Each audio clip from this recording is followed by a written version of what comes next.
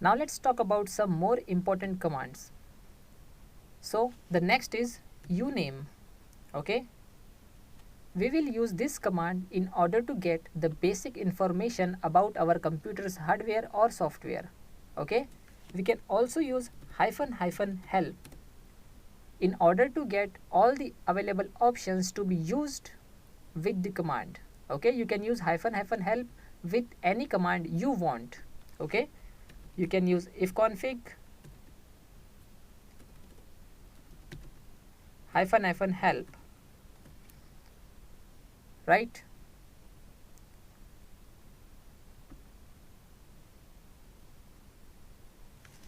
So right now let's focus on uname. Okay, so uname --help. If we use uname -a, it will print all the information regarding our operating system, right? But if we want to know a particular information about our operating system or our hardware, we can try these options. Okay, so for example, let's try uname -m. M stands for machine.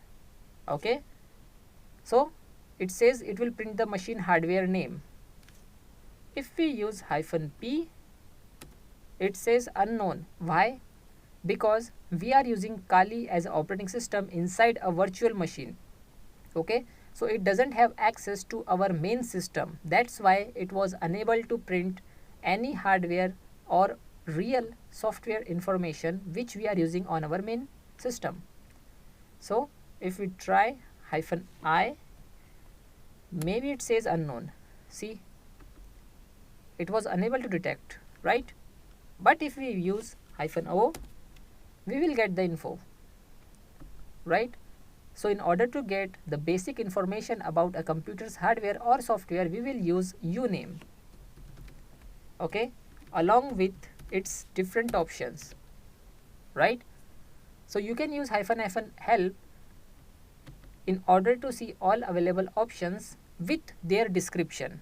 Okay, so if we use uname -o, it says O stands for operating system, and what it will do, it will print the operating system information on your screen, right?